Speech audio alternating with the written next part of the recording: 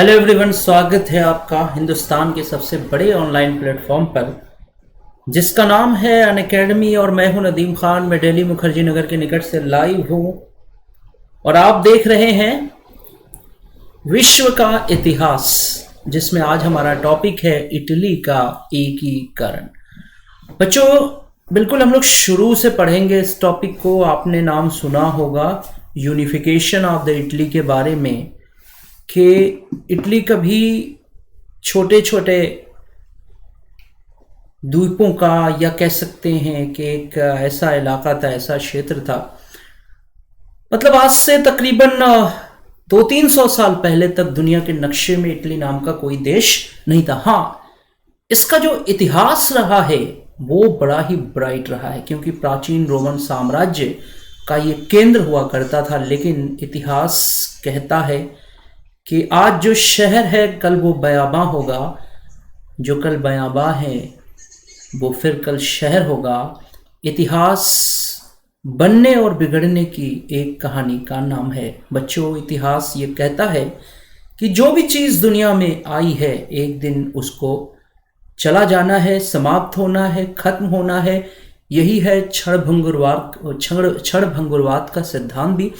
तो आज से 300 साल पहले के करीब हम इतिहास को देखने वाले हैं कि आज से 300 साल पहले इटली नाम का कोई देश दुनिया के नक्शे पर नहीं था। लेकिन आखिर क्या ऐसा हो गया जिसके कारण इटली एक हो गया और आज इटली यूरोप के बेहतरीन, यूरोप के शानदार देशों में से एक है, यूरोप के खूबसूरत देशों में से एक है। और दुनिया के हर नागरिक की एक चाहत होती है कि कभी अगर मौका मिले तो वो फ्लोरेंस जाए, वो मिलान जाए, वो वेनिस जाए, इटली घूमे और इटली के भ्रमण का मज़ा ले। और बच्चों, आप भी चाहते होंगे कि सिलेक्शन के बाद आप भी एक बार इटली ज़रूर जाएं। तो दुनिया के खूबसूरत देशों में से एक है इटली। लेकिन दुनिया के खूबसूरत देशों में एक देश और भी है जो हमारा भारत है। सारे जहां से अच्छा हिंदुस्तान हमारा, हम बुलबुलें हैं इसकी, ये गुलसिता हमारा। दुनिया के खूबसूरत देशों में से एक हमारा देश भारत है। तो आज हम लोग इटली के एकीकरण की कहानी पर बात करने वाले हैं। बच्चों, एक सीरीज रहेगी, एक श्रृंखला रहेगी। हम लोग लगातार, मतलब हर दिन जो है एक टॉपिक आपके लिए लेके आएंगे, एक क्लास आपके लिए लेके आएंगे। और बच्चों, आज चलिए इस कहानी की शुरुआत करते हैं और देखते हैं कि आज से 300 साल पहले जो इटली था, जो दुनिया के नक्शे पर किसी देश के रूप में नहीं जाना जाता था, आखिर ऐसा क्या हो गया। वहाँ के लोगों ने कैसे इस देश का यूनिफिकेशन कर लिया, कैसे इस देश का एकीकरण कर लिया। तो आइए इस कहानी की शुरुआत करते हैं। और इस खूबसूरत कहानी की शुरुआत से पहले हम लोग जो है क्लास की शुरुआत करते हैं। हम लोग क्लास की शुरुआत करते हैं। Let's crack UPSC CSC Hindi, let's crack it. तो चलिए बच्चों, थोड़ा सा हमारा हम अनअकैडमी के एजुकेटर हैं, इसलिए जाहिर सी बात है कि आप अनअकैडमी के स्टूडेंट हैं। तो थोड़ा सा हम लोग अनअकैडमी के बारे में ज़रूर बात करें कि अगर आप अनअकैडमी से जुड़ते हैं, अगर आप अनअकैडमी पर जुड़कर पढ़ाई करना चाहते हैं, तो अनअकैडमी आपको क्या क्या दे रही है। देखिए, डेली लाइव क्लासेस अनअकैडमी के द्वारा आपको मिलेगा अगर आप अनअकैडमी से जुड़ते हैं। तो स्ट्रक्चर्ड कोर्सेस, मतलब ये है कि कहने का मतलब ये है कि हर चीज़, जितने भी इनके कोर्सेज हैं वो सिलेबस के रिगार्डिंग आपको पढ़ाए जाएंगे। आपका लाइव टेस्ट एंड क्विजेस, यानी आपका वीकली टेस्ट और मंथली टेस्ट होगा। अनलिमिटेड एक्सेस, जी हाँ, शानदार है अनअकैडमी का अनलिमिटेड एक्सेस। अब बच्चों, मैं आपको बताऊं कि अनअकैडमी से जुड़ने की जो प्रक्रिया है वो यहां से शुरू होती है। सबसे पहले अनअकैडमी के ऐप को आप डाउनलोड करेंगे। अनअकैडमी के ऐप को डाउनलोड करने के बाद बच्चों, आप अगर मान लीजिए यहाँ सर्च के बटन में जाएंगे और सर्च के बटन में टाइप करेंगे यूपीएससी सीएससी। अगर आप यूपीएससी सीएससी की प्रिपरेशन कर रहे हैं तो सर्च के बटन में क्या डायल करेंगे, सर्च सर्च के बटन में डालेंगे यूपीएससी सीएससी। मान लीजिए आप मुझे देखना चाहते हैं कि अनअकैडमी पर मेरी प्रोफाइल क्या है, मेरी स्पेशल क्लासेस जो बच्चों के लिए फ्री होती हैं वो कौन कौन सी हैं, या आप उन स्पेशल क्लासेस को करना चाहते हैं, तो आप सबसे पहले मेरा नाम सर्च करके देख लीजिए, MOHDNADIM। तो बच्चों, मोहम्मद नदीम मेरा प्रोफाइल नेम है। अनअकैडमी के ऐप पर आप मुझे सर्च करिए। और एक काम और करना है, अगर मान लीजिए आपको मेरी हिस्ट्री की स्पेशल क्लासेस चाहिए, आप हिस्ट्री की स्पेशल क्लासेस लेना चाहते हैं, तो आप मुझको फॉलो कर दीजिए। जैसे ही मेरा नाम सर्च करेंगे आप, वैसे ही नीचे बच्चों फॉलो का ऑप्शन आता है, तो मुझे फॉलो कर दीजिए। अगर आप मुझे फॉलो करते हैं तो अनअकैडमी की तरफ से आपके मोबाइल पर मैसेज भेजा जाएगा। जब भी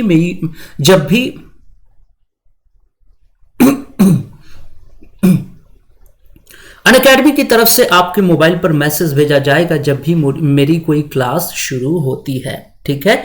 और बच्चों, यहाँ पर आप देखेंगे कि जैसे ही यूपीएससी सीएससी आप सर्च करेंगे, उसके बाद मेरा नाम डालेंगे उसमें, वैसे ही बच्चों यहाँ पर गेट सब्सक्रिप्शन का ऑप्शन आता है। मान लीजिए अगर आप अनअकैडमी पर एडमिशन लेना चाहते हैं, तो जैसे ही गेट सब्सक्रिप्शन आप दबाएंगे, जैसे ही गेट सब्सक्रिप्शन का बटन प्रेस करेंगे, वैसे ही जो है प्लान पूछा जाएगा कि आप 1 साल 2 साल या 3 साल के लिए एडमिशन लेना चाहते हैं, तो आप उसी हिसाब से प्लान को यहाँ पर आप उसी हिसाब से प्लान पर जो है बटन प्रेस करेंगे। उसके बाद आप जो है एडमिशन लेंगे। आपको मैं बता दूं कि एडमिशन जब भी लीजिए तो रेफरल कोड की जगह लिखिए MNUS। अगर आप इसे यूज करेंगे तो 10% आपको डिस्काउंट मिलेगा। आइए आगे बढ़ते हैं। यहां पर देखिए, यहां से आप मेरे बारे में जान सकते हैं। बच्चों, आपको बता दूं कि अगर आप अनअकैडमी से जुड़ते हैं, अगर आप अनअकैडमी के ऐप से जुड़ के स्टडी करते हैं, मीन्स एडमिशन लेके पढ़ते हैं, तो तो भारत के जितने भी टॉप एजुकेटर्स हैं वो आपको अनअकैडमी पर मिल जाएंगे। यानी भारत के बेहतरीन जो टीचर्स हैं वो अनअकैडमी पर मौजूद हैं। यकीन मानिए, जितने भी हिंदुस्तान की बड़ी बड़ी हस्तियां हैं, बड़े बड़े एजुकेटर्स हैं, वो इस समय अनअकैडमी पर क्लासेस ले रहे हैं। मैं आपको बता दूं कि मुखर्जी नगर के बेहतरीन जो टीचर हैं वो भी अनअकैडमी पर क्लासेस ले रहे हैं, ठीक है। तो आप इन टॉप एजुकेटर्स से अपनी पढ़ाई को पूरा कर सकते हैं। अब आपको मैं बता दूं कि अगर आप अनअकैडमी पर एडमिशन लेने जा रहे हैं या लेना चाहते हैं, तो अनअकैडमी 2 प्लान आपको एडमिशन का देती है। एक प्लान है प्लस और दूसरा है आइकॉनिक। प्लस प्लान के अंतर्गत अगर आप एडमिशन लेते हैं तो आप देखिए 1 महीने से लेकर 3 साल तक का एडमिशन प्लान यहां पर मौजूद है। लेकिन मैं आपसे कहूंगा कि अगर आप शुरुआत कर रहे हैं तो कम से कम 2 साल या 3 साल के लिए जुड़िए, क्योंकि आपके लिए ये सस्ता पड़ेगा। लेकिन अगर आपकी पढ़ाई मुकम्मल है, अगर आपको सिर्फ जो है एक पॉलिश की जरूरत है, सिर्फ आपको मेजर चीजें पढ़ने की जरूरत है, तो आप 1 साल के लिए एडमिशन लीजिए। जैसे यहां पर आप देखिए, 1 साल की जो फीस है वो 49,500 रुपीज है। जब आप 1 साल के लिए प्लान लेंगे, जैसा मैंने बताया था, प्लान पर बटन प्रेस करेंगे तो आपसे रेफरल कोड पूछा जाएगा। रेफरल कोड की जगह आप डालेंगे MNUS। 10% आपकी फीस क्या हो जाएगी? कम हो जाएगी। वैसे ही देखिए 10% के बाद ये 49,000, ये 49,500 रुपीज जो है 44,550 रुपीज हो जाएगा। उसी तरह से 2 साल की फीस देखिए 72,000 से सीधे 10% कम होकर 64,800 हो जाएगी। उसी तरह से 3 साल की फीस 90,000 से कम होकर 81,000 हो जाएगी। तो ये तो था प्लस सब्सक्रिप्शन का हाल, ये तो था प्लस एडमिशन के बारे में। अब आइए आगे बढ़ते हैं। अनअकैडमी का सबसे शानदार और सबसे बेहतरीन जो एडमिशन प्लान है बच्चों, वो आइकॉनिक सब्सक्रिप्शन है। मैं आपको सजेस्ट करूंगा कि अगर आप एडमिशन लेना चाहते हैं तो आप आइकॉनिक लीजिए। यकीन मानिए ये शानदार है। 90% आपके सिलेक्शन को सिक्योर करने वाला ये प्लान है, क्योंकि अनअकैडमी आपको एक कोच या गाइड भी साथ में देगी, प्लस की सारी सुविधाएं आपको मिलेंगी।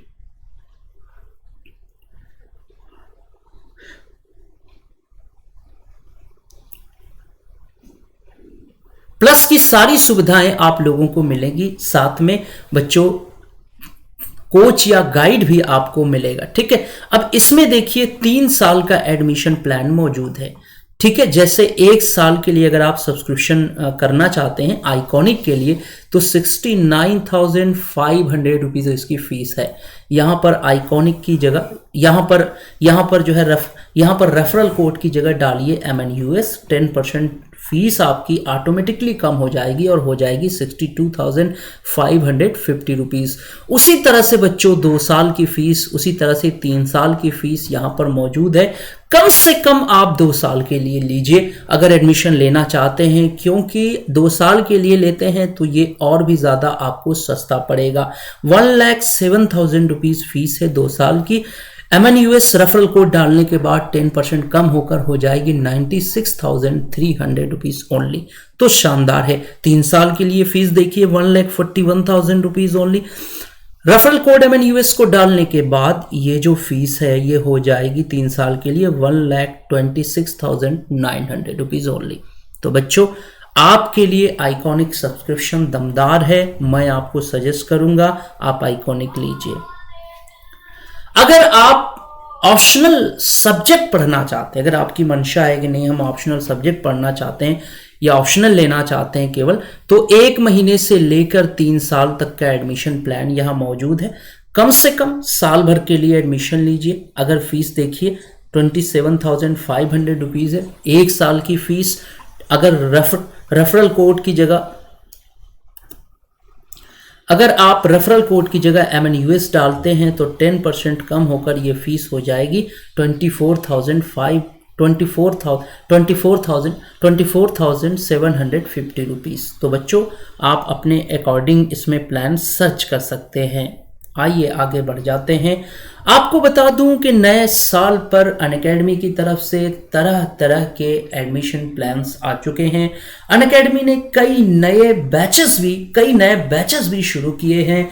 जैसे आप देख सकते हैं बच्चों कि 2021, 2022, 2023 के लिए बैचेस का ऐलान हो चुका है। आप देख लीजिए यहाँ पर तमाम बैचेस के फिगर्स दिए गए हैं। आप अपने सुविधा के अनुसार इसमें जो भी बैच आपके अनुकूल हो आप उसको ले लीजिए। सबसे खास बात यह है कि इसमें जो टीचर्स पढ़ा रहे हैं वो बेहतरीन टीचर्स हैं। यहां पर भी वही करना है, रेफरल कोड की जगह यूज करिए MNUS और पाइए 10% का बेहतरीन बेनिफिट, बेहतरीन लाभ।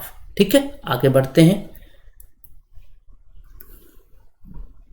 यहां पर देखिए UPSC CSC GS plus optional का कम्बो पैक भी आ चुका है।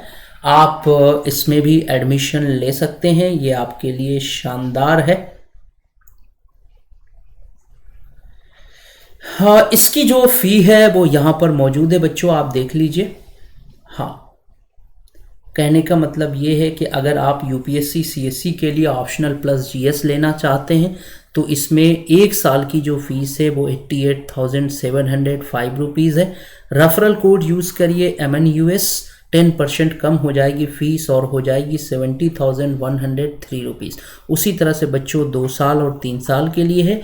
कहने का मतलब है कि जो बच्चे नए हैं वो कम से कम 2 साल का एडमिशन ज़रूर लें। 2 साल का एडमिशन लेने से ये होगा बच्चों कि ये आपके लिए सस्ता पड़ जाएगा। जैसे 1,31,510 रुपीज़ इसकी फ़ीस है 2 साल के लिए। रेफरल कोड MNUS यूज़ करेंगे तो ये हो जाएगी 10 रेफरल कोड MNUS यूज़ करेंगे तो 10% लेस होकर ये फीस हो जाएगी 99,680 रुपीज़। तो बच्चों आप लोगों के लिए शानदार है ये। अगर आप जो है GS और ऑप्शनल को साथ पढ़ना चाहते हैं लेकर, अगर आप ऑप्शनल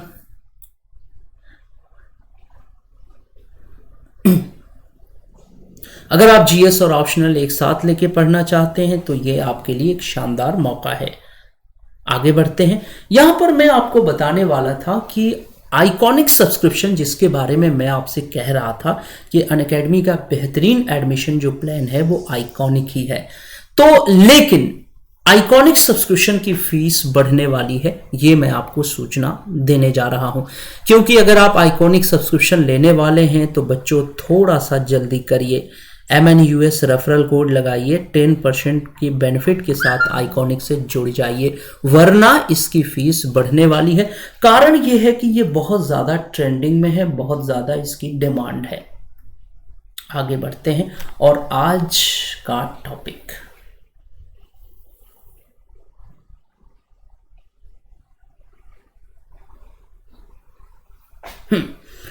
चलिए आज का टॉपिक आपके लिए शानदार होने वाला है। एक ऐसी कहानी जिसको हम लोग आज उठा रहे हैं जो इटली के एकीकरण से संबंधित है। बच्चों, करीब आज से 300 साल पहले तक किसी को नहीं पता था कि छोटे छोटे भागों में टूटा हुआ ये क्षेत्र एक दिन इटली नाम का देश बनेगा। तो चलिए आइए हम लोग इसकी शुरुआत करते हैं। ठीक है, सबसे पहले मैं आपसे कहूंगा, मैंने विश्व के इतिहास पर कुछ क्लासेस ली हैं, जैसे अमेरिका की क्रांति, जैसे फ्रांस की क्रांति। ये क्लासेस आप लोग जरूर देखेंगे, क्योंकि हिस्ट्री एक ऐसा सब्जेक्ट है जो एक दूसरे से कोरिलेट होता है, एक दूसरे से इंटरलिंक होता है। अगर आप अमेरिका की क्रांति देखेंगे तो आप फ्रांस की क्रांति को अच्छे से समझ पाएंगे।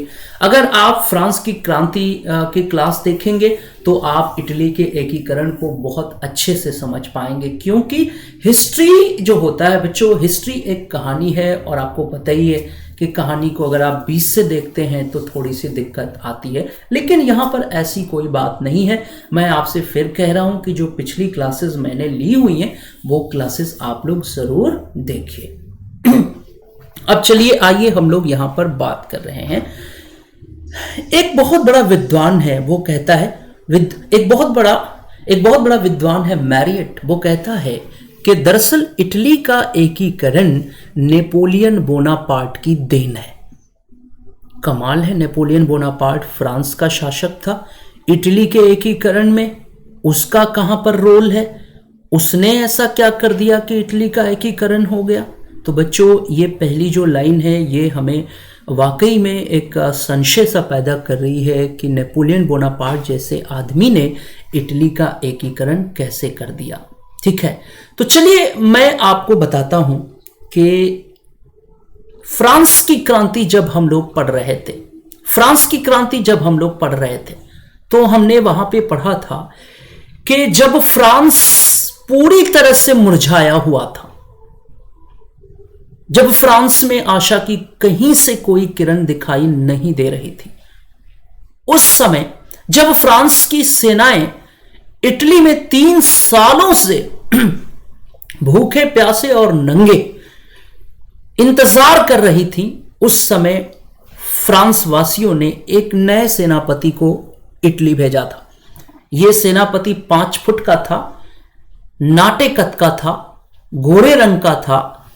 ये जब इटली आया तो इटली के बड़े बड़े जो फ्रांसीसी योद्धा थे उन्होंने कहा कि ये कौन सा मजाक कर दिया फ्रांस की सरकार ने हमारे साथ। हमारा सेनापति एक ऐसे पतले दुबले इंसान को बना के भेजा, एक ऐसे आदमी को बना के भेजा जो बीमारू लगता है, लेकिन बाद में इस आदमी ने जो किया वो वाकई में आश्चर्य के लायक था। बच्चों, सबसे बड़ी चीज तो यह है कि किसी इंसान के कद काठी से, उसके चेहरे मोहरे से उसकी काबिलियत का कभी अंदाजा आप और हम नहीं लगा सकते। यकीन मानिए, कौन सा इंसान क्या करेगा ये तो समय ही बताएगा। कहा जाता है, मुझे ध्यान आ रहा है कि नेपोलियन बोनापार्ट के जमाने का ही एक वाकया है, नेपोलियन बोनापार्ट से जुड़ी हुई ये बात है और उसी के समय की बात है जब वो फ्रांस का बादशाह बन चुका था। कहा जाता है कि नेपोलियन बोनापार्ट ना इतिहास का बहुत बहुत बड़ा विशेषज्ञ, और आप ये कहें कि इतिहास का बहुत बड़ा चहेता था। विद्वान तो नहीं था लेकिन चाहने वाला था, तरह तरह की कलाओं को प्रश्रय देता था। कहा जाता है कि एक बार जो है उसने अपने दरबार में एक बहुत बड़ी चित्रकला का आयोजन किया। किसने किया भाई?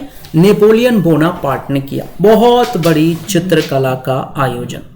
ठीक, अब यह है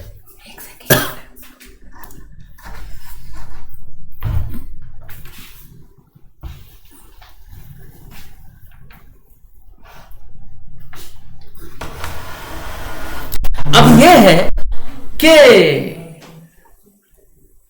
उसने बड़े बड़े कलाकारों को अपने दरबार में बुलाया था। एक से बढ़ के एक कलाकार उसके दरबार में आए हुए थे। कहा जाता है कि जब कलाकार एंट्री करते थे तो नेपोलियन खुद उठ के जाता था दरवाजे पर उनका स्वागत करने के लिए। आपने देखा होगा बच्चों कि दरवाजे पर ना लोग खड़े रहते हैं। कहीं शादी बारात में आप गए होंगे तो एक चीज आपने देखा है कि दरवाजे पे लोग खड़े रहते हैं। शादी के दौरान इसको कहते हैं रिसेप्शन पे लोग खड़े रहते हैं, लोगों को रिसेप्ट करने के लिए, रिसीव करने के लिए। तो जो भी आता है उसका लोग स्वागत करते हैं। लेकिन आपने क्या ये देखा है कि जब उनमें से लोग जाते हैं तो कितने लोगों को दरवाजे पे छोड़ने के लिए घर वाले जाते हैं? बहुत कम, रियली में बहुत कम। वही होता है बच्चों। कहा जाता है कि उसमें एक से बढ़ के एक कलाकार आ रहे थे और नेपोलियन बोनापार्ट उनके स्वागत के लिए जा रहा था, उन्हें लेके आ रहा था, रिसीव करके अंदर ला रहा था।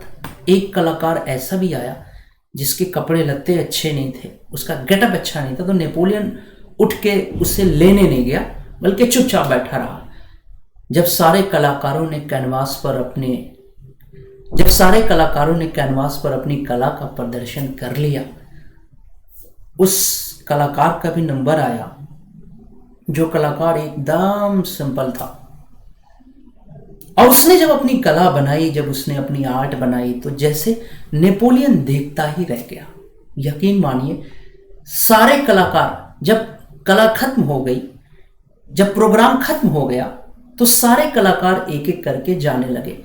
नेपोलियन किसी को भी दरवाजे पर छोड़ने नहीं गया, लेकिन जब वो साधारण सा कलाकार जाने लगा तो नेपोलियन उसके पीछे पीछे हो चला और उसने दरवाजे पर ले जाकर उसे सी ऑफ किया। तो बच्चों, एक कड़वी सच्चाई है कि इंसान जब पहली बार किसी से मिलता है तो यकीन मानिए उसका गेटअप बड़ा मायने रखता है, उसका पहनावा बड़ा मायने रखता है, उसने कैसी हेयर स्टाइल की है, किस तरह का गेटअप है, उसका जो कह सकते हैं कि जो जलवा है, जो दबदबा है, जो उसकी चार्मिंग, वो बड़ी मायने रखती है। लेकिन जब आप किसी के घर वक्त गुजारते हैं और जब आपका असली रूप सामने आता है, जब आपका रियल कैरेक्टर सामने आता है और जब आप जाने लगते हैं, तो यकीन मानिए जो चार्मिंग होती है वो हवा हो जाती है। अब आपका ओरिजिनल जो कैरेक्टर है वो सामने आता है। तो मेरी बात समझ में आ गई। Real character is the real character. Clear हो गया? तो यहां पर वही एक चीज मैं आप लोगों से कहने वाला था, बताने वाला था इसके बारे में, है ना, कि इटली की एकता के बारे में हम लोग बात कर रहे थे कि नेपोलियन बोनापार्ट जब आया था इटली में तो क्या कहा था योद्धाओं ने, फ्रांस के योद्धाओं ने, कि ये किस आदमी को भेज दिया, ये मरियल सा पतला दुबला दिखने वाला आदमी हमारा सेना नायक है, क्या मजाक कर दिया फ्रांस की सरकार ने। लेकिन यकीन मानिए जब उसने वहां बुलेटिन जारी किया, जब उसके भाषणों को लोगों ने देखा, जब नेपोलियन बोनापार्ट के संबोधन को लोगों ने देखा, 3 साल से मृत प्राय सेना के अंदर जान आ गई और सैनिक चिल्लाने लगे। उसने कहा कि सैनिकों, 3 साल से आप इटली में पड़े हैं, आप भूखे हैं, आप प्यासे हैं, आपके तन पे कपड़ा नहीं है। यकीन मानिए 2 जिंदगियां हैं, या तो आप ऐसी ही जिंदगी में रहोगे या फिर अगर आप मेरे साथ पूरी हिम्मत के साथ आगे बढ़ते हो तो कल हम लोग इटली के जितने बड़े बड़े शहर हैं एक एक करके हम उन पर कब्जा कर लेंगे। अगर आप उन शहरों में जाओगे मेरे साथ तो आपको कपड़ा मिलेगा, आपको भरपेट खाना मिलेगा, आपको पानी मिलेगा, आपको ऐश मिलेगा, आपको सब कुछ मिलेगा। जाहिर सी बात है, नेपोलियन बोनापार्ट जैसा कैरेक्टर इतिहास में बच्चों बिरले मिलता है। उसमें कुछ कमियां भी थी, नो डाउट उसमें कुछ कमियां भी थी, लेकिन उसमें अच्छाइयां भी थी। यकीन कीजिए उसके बुलेटिन ने,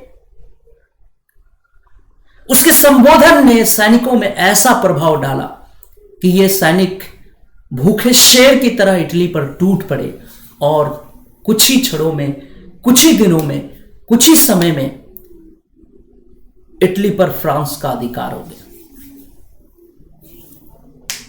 समझ में आ गया? अब चूंकि हमारा टॉपिक तो इटली का एकीकरण है, तो यहां पर आप सोच सकते हैं कि सर नेपोलियन ने ठीक है अधिकार कर लिया, उसके बाद क्या हुआ? तो बच्चों, जब नेपोलियन बोनापार्ट ने इटली पर अधिकार कर लिया तो उसने कई अच्छे काम किए। देखो एक चीज मैं बताऊं, इंसान जैसी संगत को अख्तियार करता है वैसे ही हो जाता है। चूंकि नेपोलियन बोनापार्ट उस फ्रांस का नागरिक था जहां अभी ताजी ताजी क्रांति हुई थी। फ्रांस की क्रांति का संदेश था समानता, भाईचारा, मानववाद। क्या नारा था? समानता, भ्रातृत्व यानी भाईचारा और मानववाद। यानी फ्रांस की क्रांति ने सारी दुनिया में यह संदेश दिया कि मानव में समानता होनी चाहिए, भाईचारा होना चाहिए और मानववाद होना चाहिए। समझ में आ गया? तो वही विचारधारा लेकर जो है नेपोलियन बोनापार्ट इटली आया था और इटली में उसने कुछ ऐसा ही कर दिया। तो चलिए देखा जाए कि नेपोलियन बोनापार्ट को इटली के एकीकरण का जनक कहा जाता है, इसके पीछे कितनी सच्चाई है। तो चलिए हम लोग यहां पर लिखेंगे भी और पढ़ेंगे भी, दोनों चीजें देखेंगे। तो आइए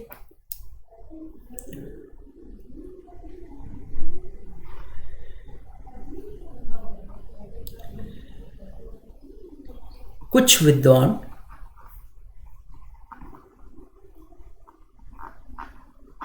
नेपोलियन को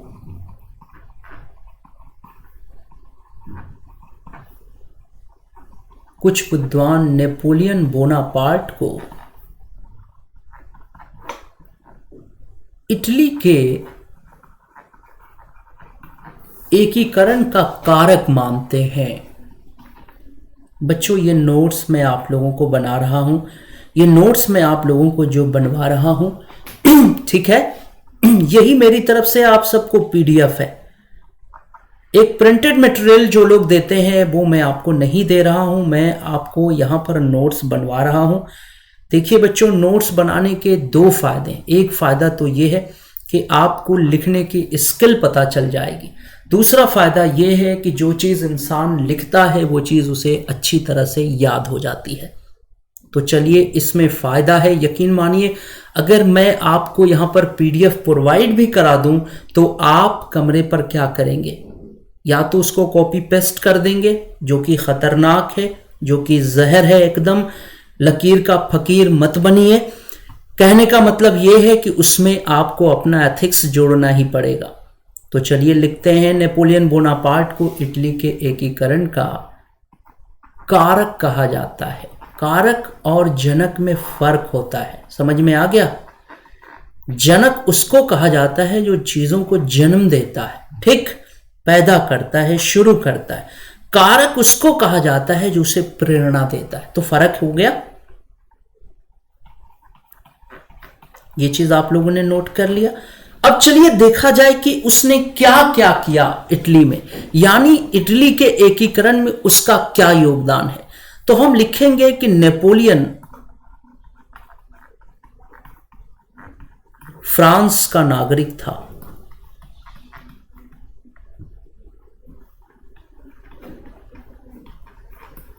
ये तो सही है ना? नेपोलियन फ्रांस का नागरिक था, ये तो सही है, ये तो आप भी जानते हैं।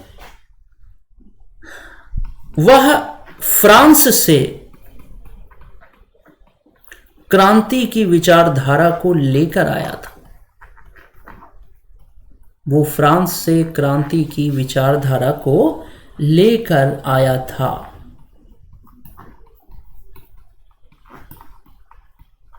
क्लियर है? वो जहां जहां भी जाएगा रोशनी लुटाएगा। बच्चों, नेपोलियन बोनापार्ट पर एक लाइन मुझे ध्यान आ रही है, वो जहां भी जाएगा रोशनी लुटाएगा। वो जहां भी जाएगा रोशनी लुटाएगा। किसी चिराग का अपना मका नहीं होता, किसी चिराग का अपना मका नहीं होता। तो नेपोलियन बोनापार्ट के बारे में मैं बता रहा था आपसे कि वो क्रांति की विचारधारा को लेकर आया था, है ना, जिसमें समानता। फ्रांस की क्रांति की क्या विशेषताएं थी? किन किन बातों की शुरुआत? समानता, भ्रातृत्व। बच्चों, भ्रातृत्व को हिंदी में कहते हैं भाईचारा, नॉर्मल भाषा में, और मानववाद। ठीक है, तथा स्वतंत्रता। ये सारी बातें जो आप देख रहे हो, ये सारी बातें आपको अमेरिका की क्रांति में भी समान मिलेंगी और फ्रांस की क्रांति में भी समान मिलेंगी।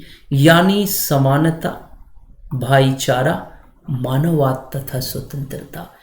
ये सारी चीजें नेपोलियन बोनापार्ट फ्रांस से लेके आया था। वहां के लोगों के विचारों में ये बातें घुली हुई थी और नेपोलियन उसे इटली भी लेके आया।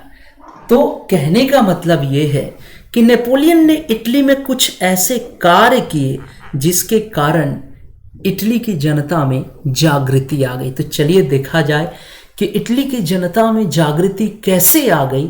आखिर नेपोलियन बोनापार्ट ने ऐसा क्या कर दिया कि वहाँ के लोगों का स्वाभिमान जागृत हो गया। तो चलिए, इसको आप लोगों ने लिख लिया हो तो मैं इसको मिटाता हूं और थोड़ा सा देखा जाए कि आखिर नेपोलियन ने ऐसा क्या कर दिया जिसके कारण इटली की जनता में एक जागृति आ गई। इटली की जनता का जो स्वाभिमान है वो जाग उठा। ठीक है, और बच्चों, हमेशा मैं शुरू से कहता रहा हूं कि हिस्ट्री एक कहानी है।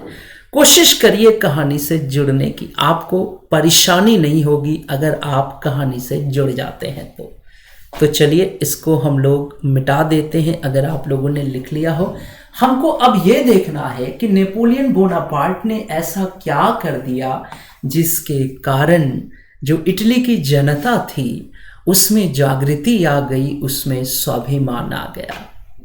तो इसको आप लोग सबसे पहले नोट कर लीजिए, फिर मैं आगे आप लोगों को बताता हूं।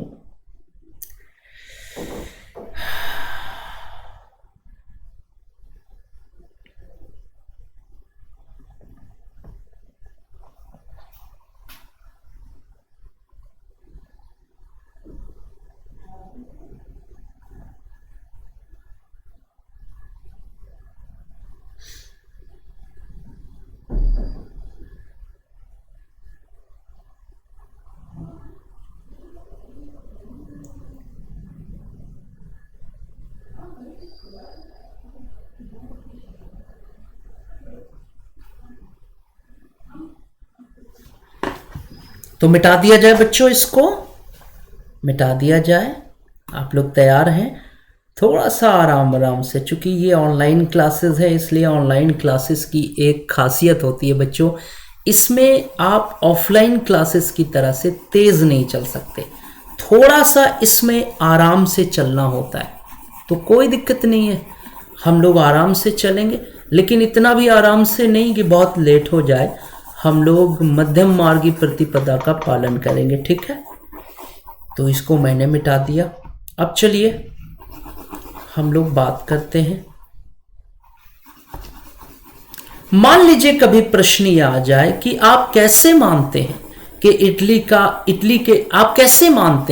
कि इटली के एकीकरण में नेपोलियन बोनापार्ट एक कारक था। मान लीजिए कभी ये प्रश्न टकरा जाए आपसे, तो इसका उत्तर कैसे आप देंगे? ऐसे ही देंगे जैसे मैं आपको लिखा रहा हूं। ठीक है, एकदम सिंपल अंदाज में, एकदम साधारण अंदाज में, कुछ भी ऐसा टिपिकल नहीं है, कोई इसमें ऐसी कोई बात नहीं है। ठीक है, कोई इसमें टिपिकल चीज नहीं है, कोई दिक्कत नहीं है। चलिए आगे देखा जाए कि आखिर नेपोलियन बोनापार्ट ने ऐसा इटली वालों के साथ क्या कर दिया। ठीक है, तो हम यहां पर हेडिंग भी डाल सकते हैं, नेपोलियन की इटली को देन।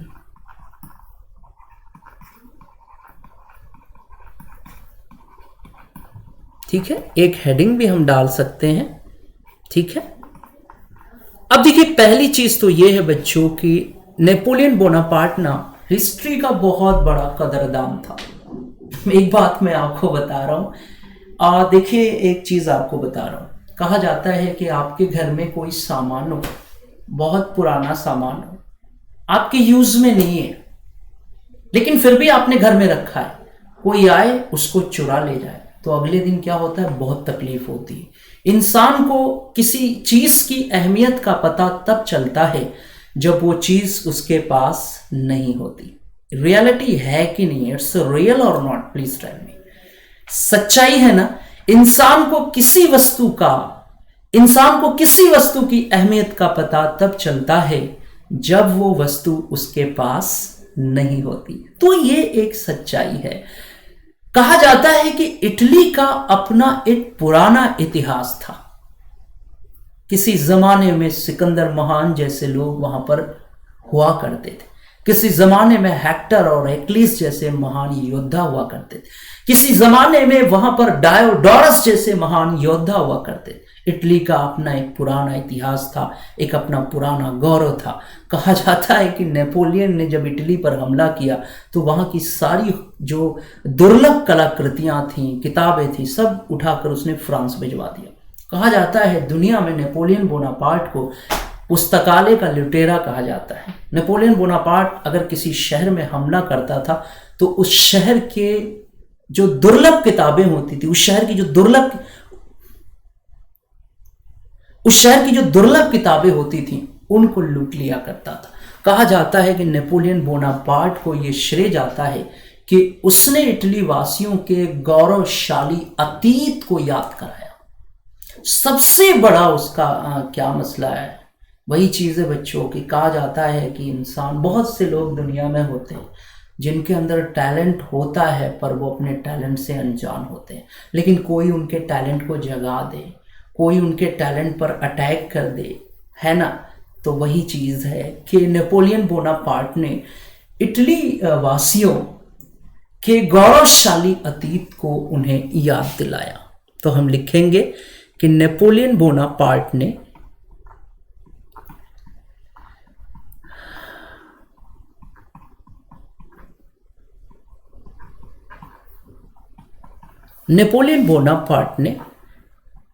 इटली वासियों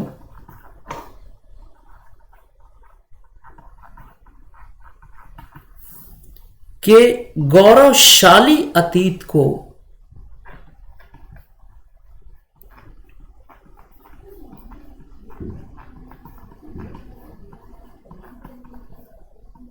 उन्हें स्मरण कराया, उन्हें याद दिलाया, उन्हें स्मरण कराया या उन्हें याद दिलाया।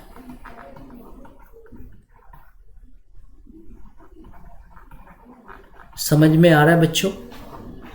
गौरवशाली अतीत को उन्हें याद दिलाया, ये बहुत बड़ी चीज है। हजारों साल पुरानी अपनी उनकी सभ्यता और संस्कृति थी जो लुप्त प्राय हो चुकी थी, वो नेपोलियन बोनापार्ट ने उन्हें ध्यान दिलाया। आगे बढ़ते हैं बच्चों।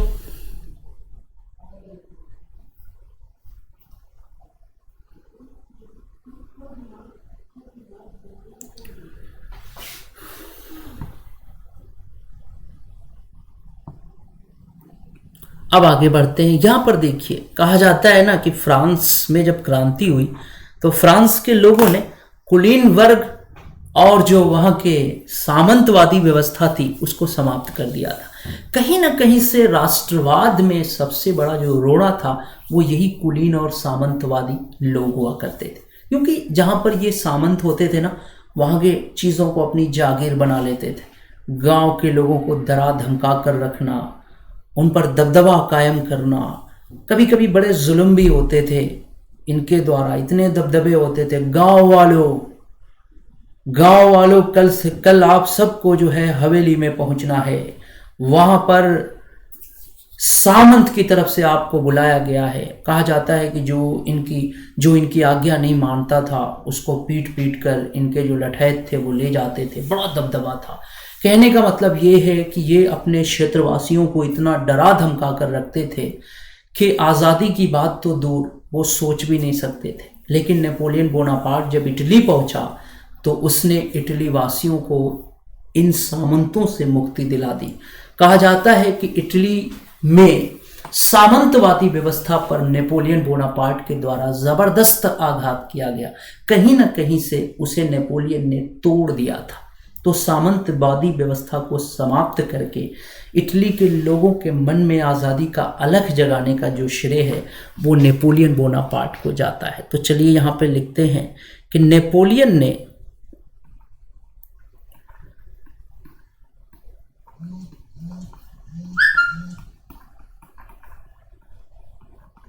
नेपोलियन बोनापार्ट ने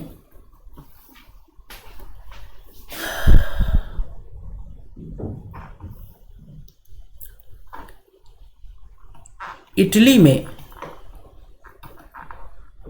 सामंतवादी व्यवस्था पर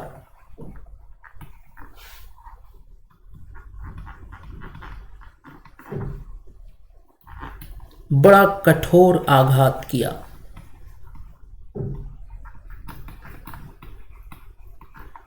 बड़ा ही कठोर आघात किया। समझ में आ गया? कोई दिक्कत तो नहीं है किसी भी स्टूडेंट को? क्लियर हो रही है सारी चीजें बच्चों कि भाई नेपोलियन बोनापार्ट ने इटली को क्या दिया? क्यों कहा जाता है नेपोलियन बोनापार्ट को कारक माना जाता है इटली के एकीकरण में? तो आप इसको लिखिए।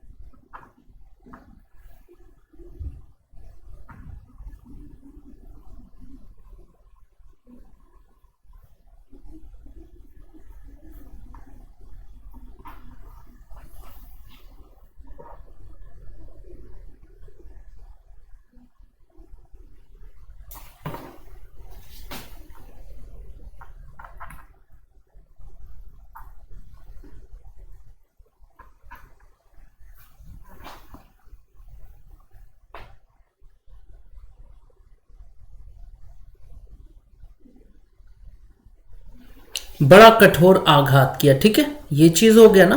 कोई दिक्कत, कोई समस्या तो नहीं? ये चीज हो गया।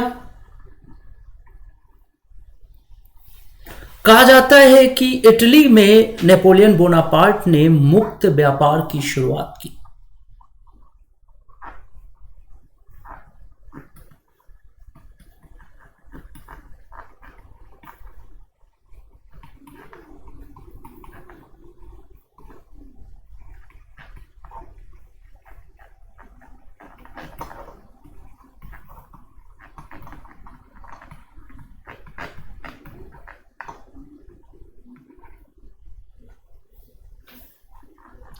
इटली में नेपोलियन ने मुक्त व्यापार की शुरुआत की। जी हाँ, बहुत ज़माने से ना इटली में गिल्ड व्यवस्था थी, यानी पुरानी जो सामंतवादी व्यापारिक व्यवस्था थी उसको नेपोलियन बोनापार्ट ने खत्म कर दिया और वहां पर मुक्त व्यापार की शुरुआत कर दी। ठीक है, आगे बढ़ते हैं।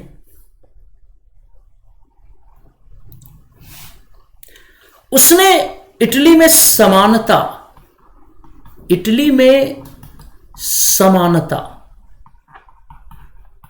पर आधारित शासन की शुरुआत,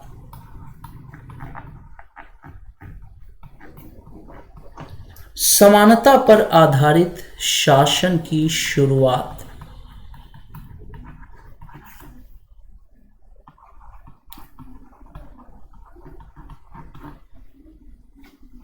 समानता पर आधारित शासन की शुरुआत। ठीक है,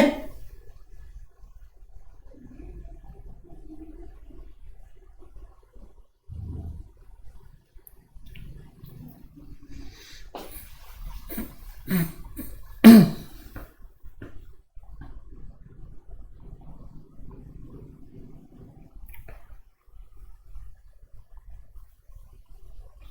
है ना। तो इतने सारे जो आप देख रहे हैं बच्चों ना, कि इतने सारी चीजें नेपोलियन बोनापार्ट ने इटली में शुरू करी। पहले तो उनके गौरवशाली अतीत को उन्हें याद दिलाया, ठीक है। उसके बाद सामंतवादी व्यवस्था पर कठोर आघात किया, मुक्त व्यापार की शुरुआत की उसने। उसके बाद इटली में समानता पर आधारित शासन की बुनियाद डाली। तो बच्चों, ये वो चीज़ें हैं कि अगर किसी भी देश में ऐसा सिस्टम हो तो वहाँ की जनता कभी भी समानता, भ्रातृत्व और मानववाद के बारे में सोच ही नहीं सकती, और स्वतंत्रता तो बहुत दूर की बात है। तो यही कारण है कि इतिहासकार मैरियट ने कहा था कि हम नेपोलियन बोनापार्ट को इटली के एकीकरण में कारक मानते हैं।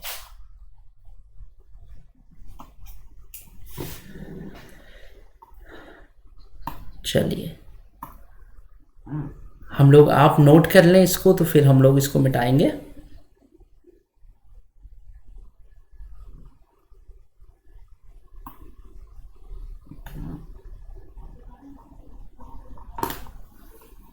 नोट कर लीजिए, इसको नोट कर लीजिए बच्चों, फिर हम लोग मिटा देते हैं इसको।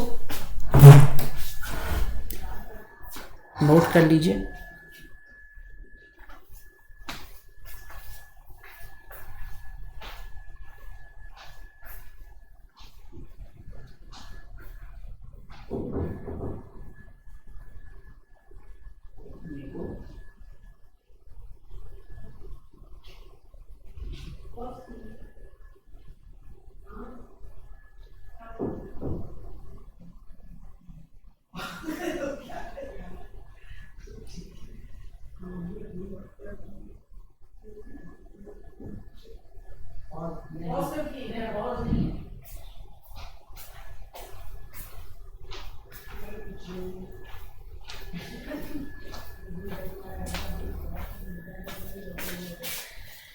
समझ में आ गया बच्चों, ये चीज क्लियर हो गई। अब चलिए मिटाते हैं इसको। मतलब यही कारण था ना कि जो मैरियट नाम का विद्वान है वो लिखता है कि हम नेपोलियन बोनापार्ट को इटली के एकीकरण का एक बहुत बड़ा कारक मानते। अगर मान लीजिए कभी ये सवाल आपसे टकरा जाए तो आप इसका आंसर तो लिख सकते हैं ना, ठीक है ना, आसानी से कर सकते हो ना। चलो अब इसको हम लोग यहाँ पर मिटा देते हैं।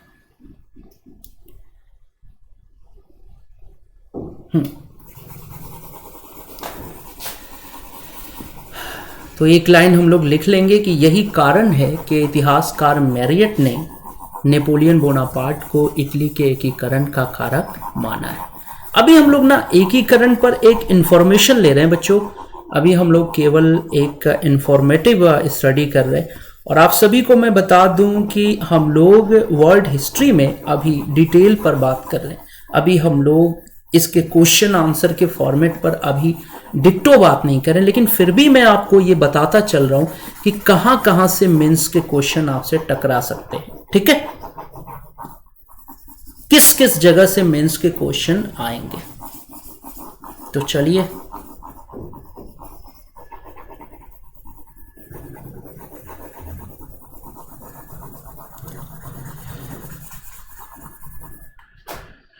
यहां पर हम लोग बात करते हैं। फिर से हम लोग लिख देंगे कि यही कारण है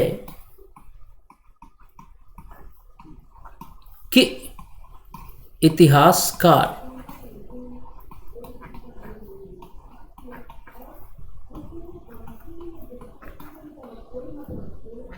मैरियट, यही कारण है कि इतिहासकार मैरियट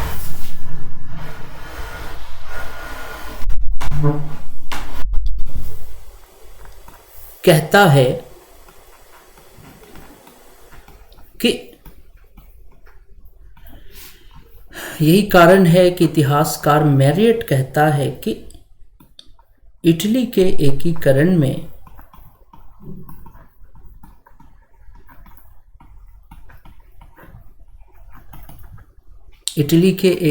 में नेपोलियन बोनापार्ट को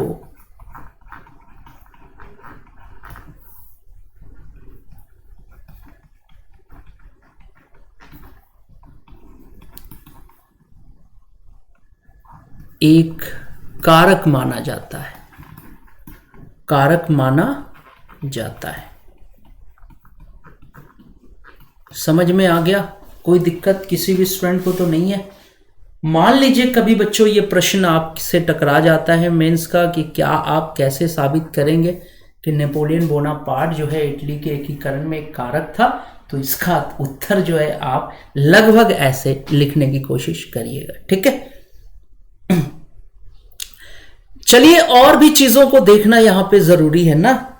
चलिए और भी चीजों को देखा जाए कि देखिए एक चीज आपको बताऊं कि इटली पर उस समय ऑस्ट्रिया का दबदबा था। बहुत सारे इटली के ऐसे राज्य थे जिस पर ऑस्ट्रिया का शासन था, ऑस्ट्रिया का प्रभाव था। इटली और ऑस्ट्रिया के बीच एक संधि हुई थी, है ना, जिसको जो है वियना व्यवस्था के नाम से जाना जाता है। ठीक है ना, क्या कहा जाता है? वियना व्यवस्था, जिसके अंतर्गत जो है इटली की सारी व्यवस्था अस्त व्यस्त हो गई थी। देखिए बच्चों एक चीज आपसे बताऊंगा मैं कि घर में आप अगर साग रोटी खाते हैं, नमक रोटी खाते हैं, ठीक है, लेकिन कोई थर्ड पार्टी का इंटरफेयर नहीं है, तो वो नमक रोटी पनीर से ज्यादा बेहतरीन लगती है। लेकिन अगर थर्ड पार्टी आपके घर में इंटरफेयर करती है, अगर आपको बाहर से इफेक्टिव करती है, तो आप पनीर पुलाव खाइए, आपको मज़ा नहीं आता है। यही चीज़ था बच्चों। इटली की सबसे ख़ास बात ये थी ना कि ऑस्ट्रिया ने वहाँ पर अपनी दबंगई जमा रखी थी और कहीं ना कहीं से इटली के इंटरनल मैटर्स में उसकी दखल अंदाजी थी। एक प्रकार से इटली उसका गुलाम सा था, इटली पर ऑस्ट्रिया का अधिकार था। तो मेरी बात आप समझ गए ना कि आप अपने घर में नमक रोटी खाते हैं, लेकिन कोई जो एक्सटर्नल इंटरफेरेंस है अगर नहीं है, तो वो नमक रोटी जो है पनीर पुलाव के बराबर होती है। लेकिन अगर कोई थर्ड पार्टी इंटरफेयर करती है आपके घरेलू मामलों में, तो आप पुलाव पनीर खाइए, आपको मज़ा नहीं आएगा। तो यही चीज़ मैं आपसे कह रहा था कि इटली का सबसे बड़ा दोष, इटली के जो है एकीकरण में सबसे बड़ी जो बाधा थी वो ऑस्ट्रिया था। ऑस्ट्रिया ने एक तरह से इटली पर कब्जा कर रखा था और वो कभी नहीं चाहता था कि इटली उसके चंगुल से आज़ाद हो। तो चलिए हम लोग आगे देखिए, हमने ये सारी चीज़ें आपको बता दी। अब यहाँ पर हम लिखेंगे कि इटली पर ऑस्ट्रिया का प्रभाव था। ये सही बात है, तो लिखेंगे बच्चों यहाँ पर हम लोग इसी चीज़ को जो मैंने आपको बताया है, इसी को हम लोग लिख लेंगे। लिखेंगे कि इटली के ऊपर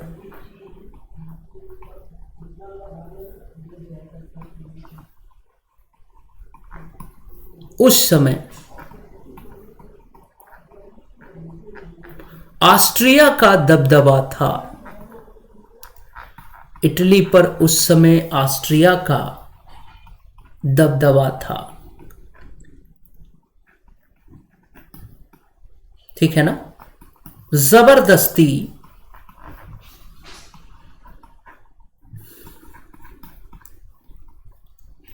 वियना व्यवस्था को इटली पर लाद दिया गया था। जबरदस्ती वियना व्यवस्था को इटली पर लाद दिया गया था।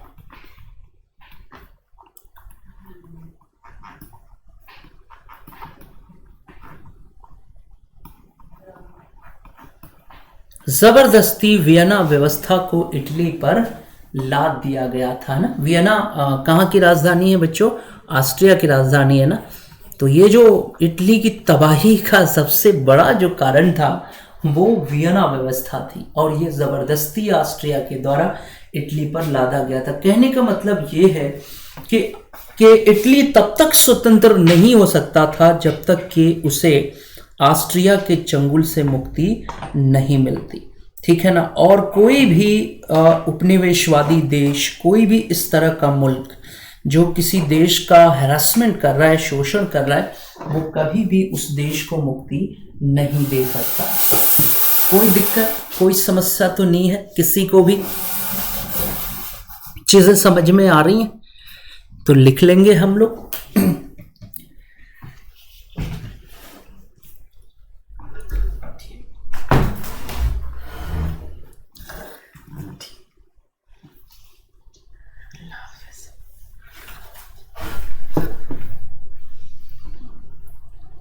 ठीक है, चलिए हम लोग बात करेंगे। यहां पर हम लोग लिखेंगे कि इस प्रकार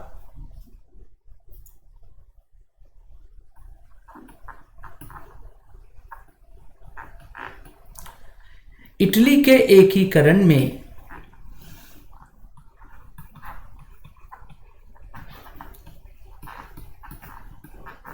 सबसे बड़ी बाधा ऑस्ट्रिया था।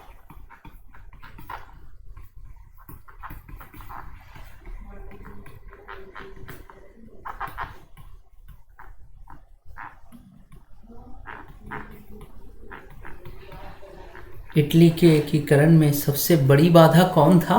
ऑस्ट्रिया था। मैंने बताया ना आपको कि ऑस्ट्रिया का वहां पर दबदबा था, एक तरह से शासन था, और ऑस्ट्रिया कभी नहीं चाहता था कि इटली का एकीकरण हो, क्योंकि अगर इटली का एकीकरण हो जाता तो इटली का हैरेसमेंट भी खत्म हो जाता। यकीन मानिए बच्चों, जब तक इंसान अलग अलग होता है ना, तो बाहरी तत्व उसे लड़ाते रहते हैं, लेकिन जब लोग एक हो जाते हैं तो फिर वो बाहरी तत्व साइलेंट हो जाते हैं।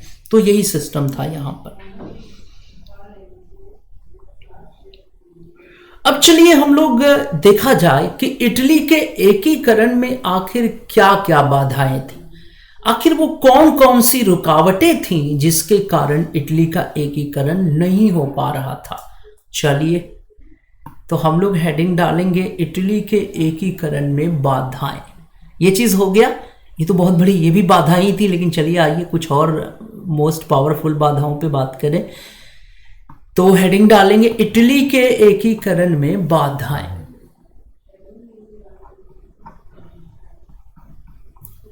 इटली के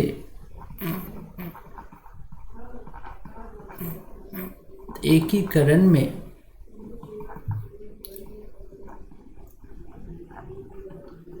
बाधाएं। इटली के एकीकरण में बाधाएं। चलिए देखा जाए कि आखिर इटली के एकीकरण में वो कौन कौन सी रुकावटें थीं।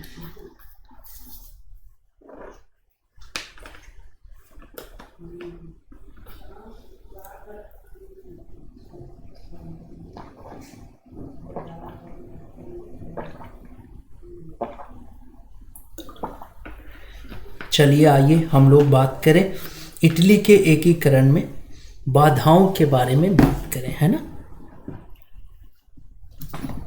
तो एक तो बाधा आपने देख ही लिया, एक तो बाधा, सबसे बड़ी बाधा थी ऑस्ट्रिया। मैंने कहा ना, सबसे बड़ी बाधा होती है थर्ड पार्टी, जिसका मकसद होता है लड़ाना, ताकि अलगाव बना रहे और उसका शासन बना रहे, डिवाइड एंड रूल पॉलिसी। ठीक है, उसके बाद हम लोग आगे भी बात करते हैं। चलिए, पहला तो मैंने कह दिया ना, पहली जो बाधा थी वो ऑस्ट्रिया थी। ऑस्ट्रिया कभी नहीं चाहता था कि इटली का एकीकरण। पहली बाधा क्या थी? ऑस्ट्रिया की सरकार, ऑस्ट्रिया का शासन। अब दूसरी बाधा पर हम लोग बात करें। चलिए देखा जाए दूसरी बाधा क्या थी।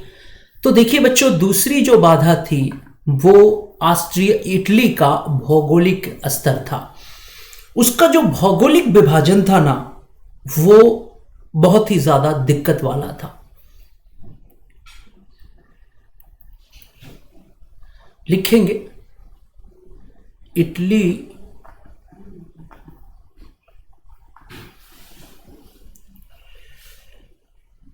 की भौगोलिक स्थिति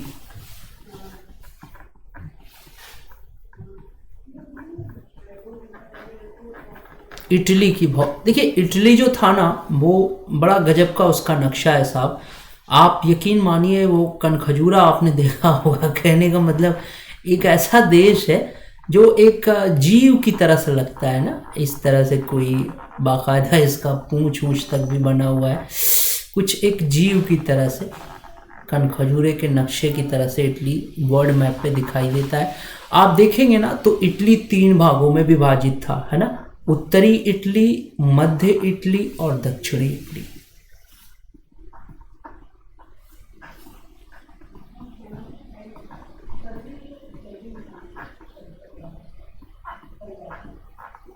और दक्षिण इटली देख रहे हैं आप। ये भी एक बहुत बड़ी दिक्कत थी कि यहाँ के रीति रिवाज, उत्तरी इटली के उत्तरी इटली के रीति रिवाज, संस्कृति, बोलचाल, बहुत सी चीज़ों में डिफरेंस था। मिडिल का अलग मामला था, साउथ का अलग मामला था। तो इटली की जो भौगोलिक स्थिति थी ना, वो भी एक अपने आप में बहुत बड़ी समस्या थी। अलग अलग बोलचाल, अलग भाषा, अलग संस्कृति, ये सारी चीज़ें यहाँ पर शामिल थी। अब नेक्स्ट नंबर पे बात करते हैं। ये देख लिया ना, भौगोलिक स्थिति एक बहुत बड़ी बाधा थी इटली के एकीकरण में। अब चलिए हम लोग बात करते हैं, वहां के जो राजनीतिज्ञ थे वो वैचारिक रूप से एक नहीं थे। ये भी बड़ी चीज है। इटली के जो राजनीतिज्ञ थे वो वैचारिक रूप से एक नहीं थे। ये इटली के एकीकरण में एक बहुत बड़ा दोष था। वहां पर एक कॉमन विचार नहीं था बच्चों, ये सबसे बड़ी दिक्कत थी। तो हम लिखेंगे कि तीसरे नंबर पर कि इटली के राजनेता वैचारिक स्तर पर एक नहीं थे। वैचारिक स्तर पर एक नहीं थे। जैसे हम अगर मैजनी की बात करें, जो वहां का एक पॉलिटिशियन था, बहुत बड़ा विचारक था, तो मैजनी इटली को एक गणतंत्र के रूप में देखना चाहता था। मैजनी इटली को एक गणतंत्र के रूप में देखना चाहता था।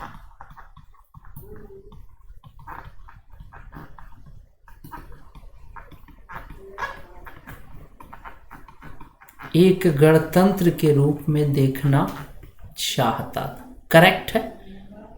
किसी भी स्टूडेंट को कोई प्रॉब्लम तो नहीं है? गैरिबाल्डी इसका समर्थक था। गैरिबाल्डी भी एक बहुत बड़ा विचारक था। गैरिबाल्डी उसका समर्थक था। ठीक, देख रहे हैं। इसके बाद और भी बताता हूं आपको कुछ और लोगों के नाम। एक और यहां का विचारक था जियोबर्ती।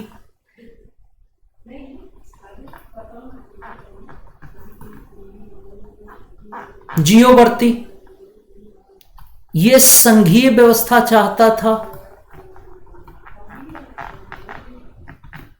क्या चाहता था? संघीय व्यवस्था चाहता था। ठीक, नोट कर लीजिए।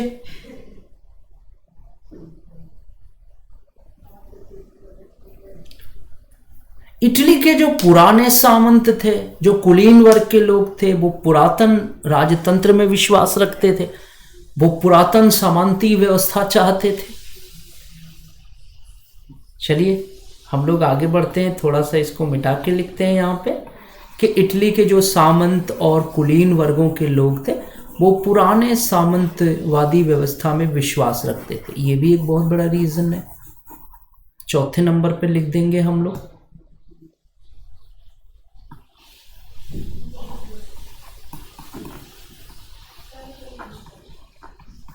इटली के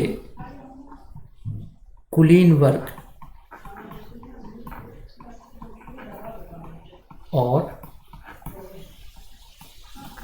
सामंत, इटली के कुलीन वर्ग और सामंत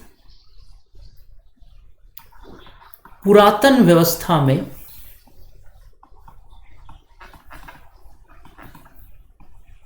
विश्वास रखते थे। समझ में आ गया? ये चीजें क्लियर हो रही कि नहीं बताइए। कहने का मतलब ये था बच्चों की इटली का जो सिस्टम था बड़ा डिफरेंट था। अगर एक दिशा में किसी चीज को खींचा जाए तो बड़ा बड़ा वट वृक्ष भी धराशायी हो जाता है, लेकिन अगर अलग अलग दिशाओं से आप जोर लगाएंगे तो फिर उसका कोई स्टेटस नहीं होता।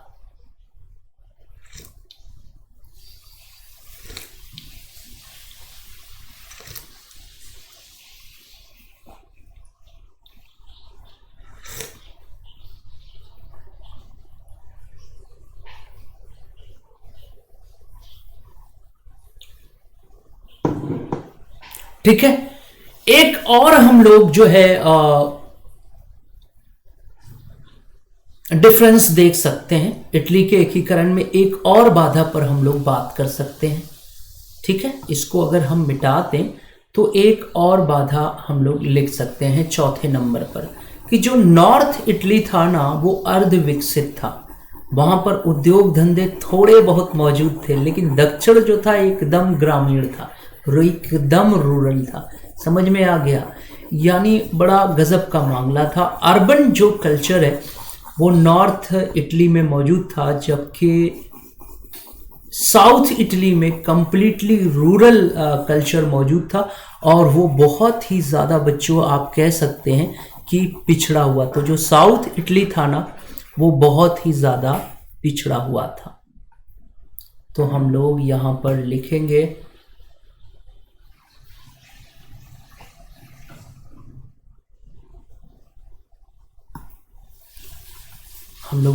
यहां पर कि उत्तरी इटली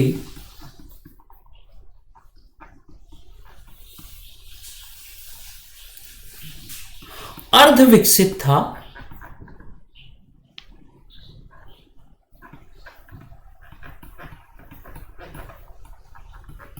उत्तरी इटली अर्ध विकसित था। ठीक, यहां पर कुछ सीमा तक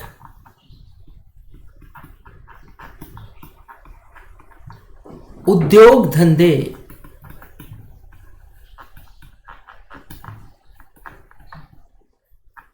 विद्यमान थे।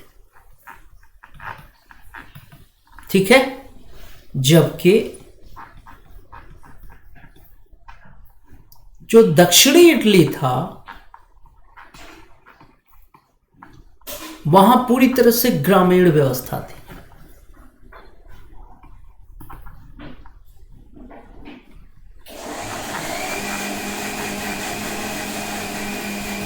समझ में आ गया?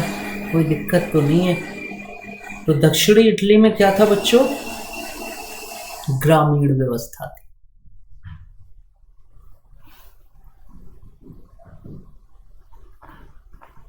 चलिए नोट कर लीजिए इस लाइन को।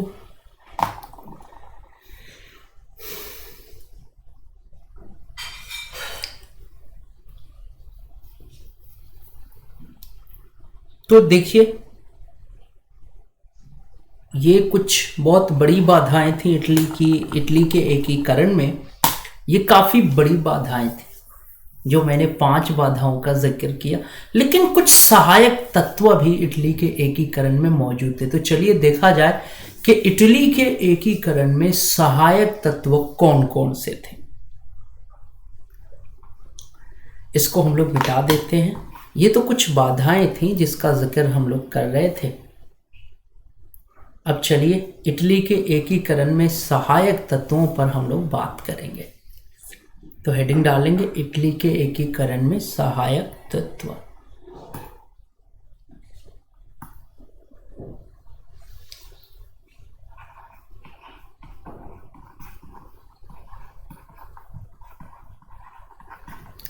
इटली के एकीकरण में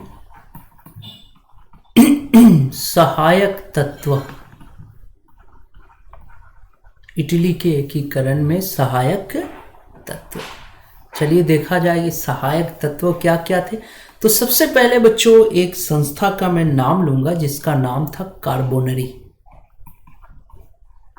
क्या नाम था इसका? कार्बोनरी। कार्बोनरी ना एक संस्था थी, ये कोयला के खानों में काम करने वाले मजदूरों के द्वारा इसका निर्माण किया गया था। लिखेंगे हम लोग कि इटली के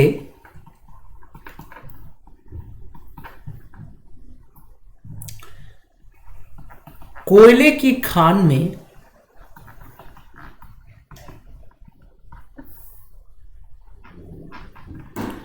काम करने वाले मजदूरों के द्वारा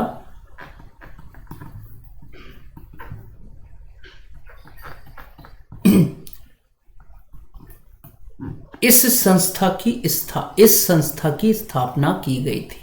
मजदूरों के द्वारा इस संस्था की स्थापना,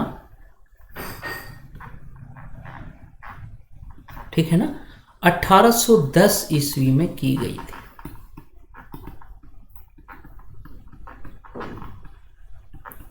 समझ में आ गया?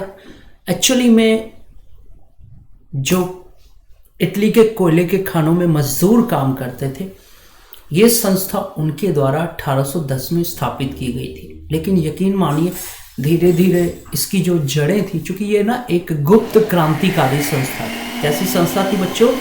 यह एक गुप्त क्रांतिकारी संस्था थी। तो हम लोग लिखेंगे कि कार्बोनरी जो है यह एक गुप्त क्रांतिकारी संस्था थी।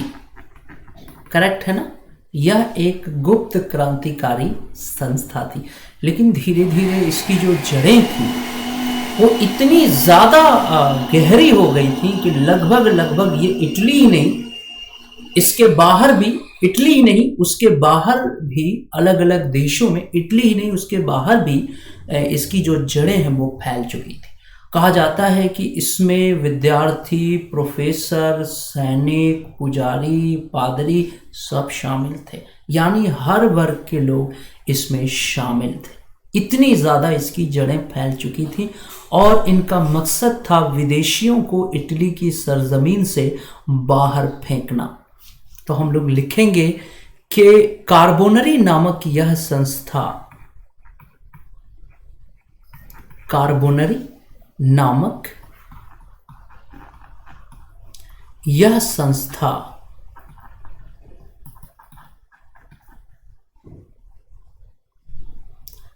काफी व्यापक थी।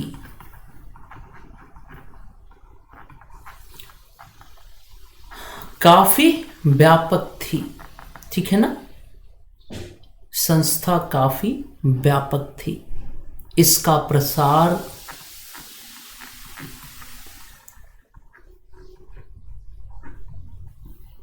इटली के बाहर तक विद्यमान था।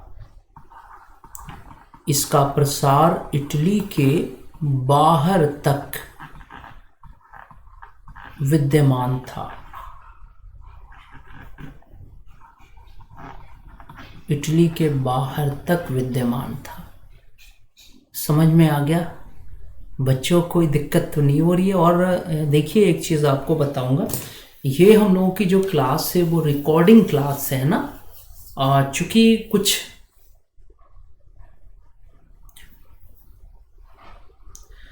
कारणवश YouTube पर लाइव क्लासेस इस समय नहीं हो पा रही। हालांकि जैसे ही जो है लाइव क्लासेस की शुरुआत होगी, हम और आप लाइव भी, हमारी और आपकी लाइव भी मुलाकात होगी।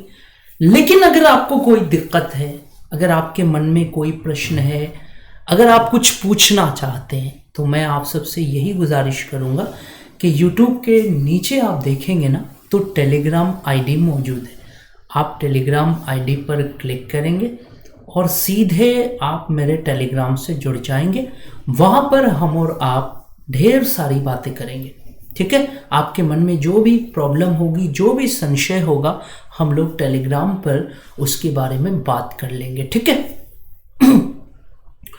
तो हम बात कर रहे थे कार्बोनरी के मामले में। देखिए, एक नई इंफॉर्मेशन है। कार्बोनरी इटली की एक गुप्त संस्था थी जिसकी स्थापना सन 1810 में कोयले के खानों में काम करने वाले मजदूरों के द्वारा की गई।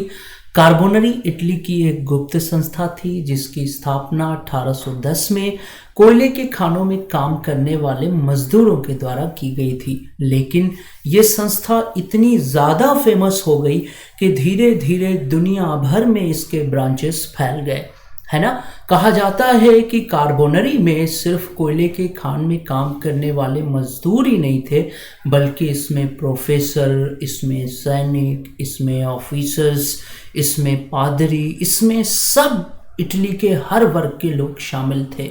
और इनका मकसद था इटली से विदेशियों को बाहर निकालना।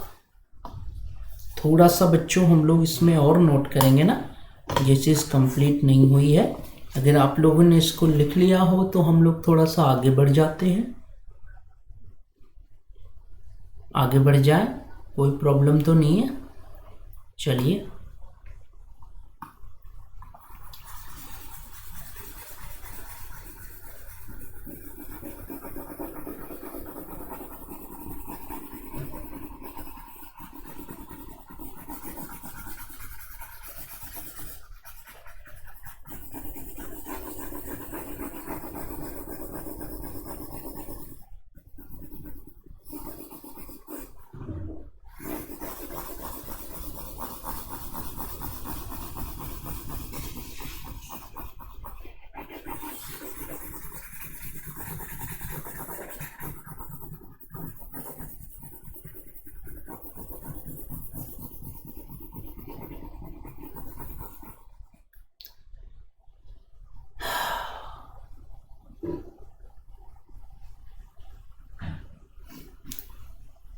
चलिए हम लोग लिखेंगे थोड़ा सा के कार्बोनरी के बारे में, के कार्बोनरी नामक गुप्त संस्था में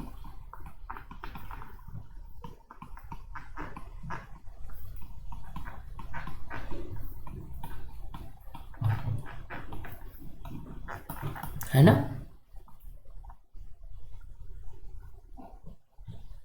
शिक्षक, है ना, अधिकारी वर्ग,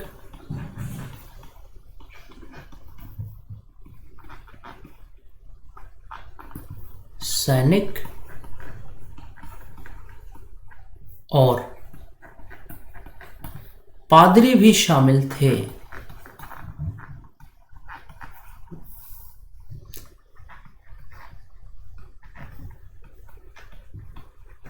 ठीक है ना। इनका उद्देश्य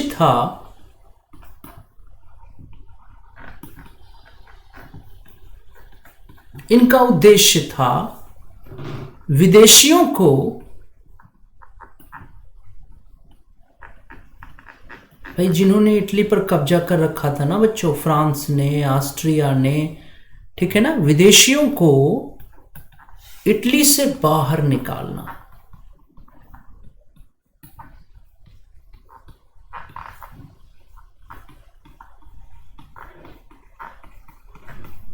इटली से बाहर निकालना। ठीक, तो देख लिया आप लोगों ने, ये इटली के एकीकरण में क्या था, एक सहायक तत्व था। ठीक है, और क्या था, देखिए सबसे बड़ी चीज है बच्चों कि इटली के एकीकरण के लिए बहुत से लोग कोशिश कर रहे थे, लेकिन एकीकरण का मसला हल नहीं हो पा रहा था। कारण क्या था कि जब बहुत ज्यादा गतिरोध होते हैं तो चीजें आगे बढ़ नहीं पाती। समझ में आ गया ना।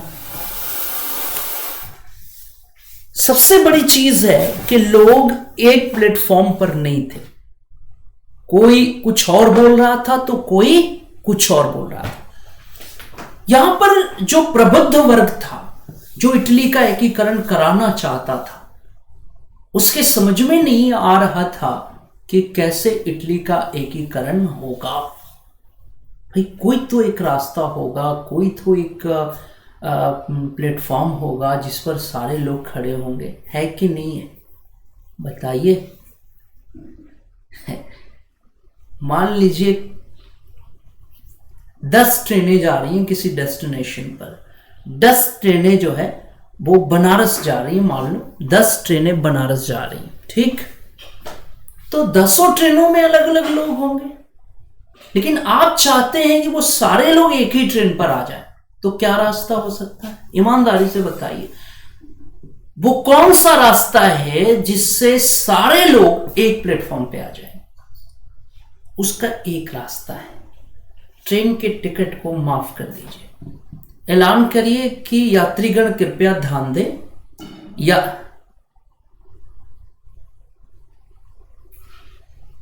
यात्रीगण कृपया ध्यान दें, बनारस जाने वाली फला नंबर की ट्रेन का टिकट माफ कर दिया है सरकार ने, उसमें 1 रुपया भी आपका नहीं लगेगा।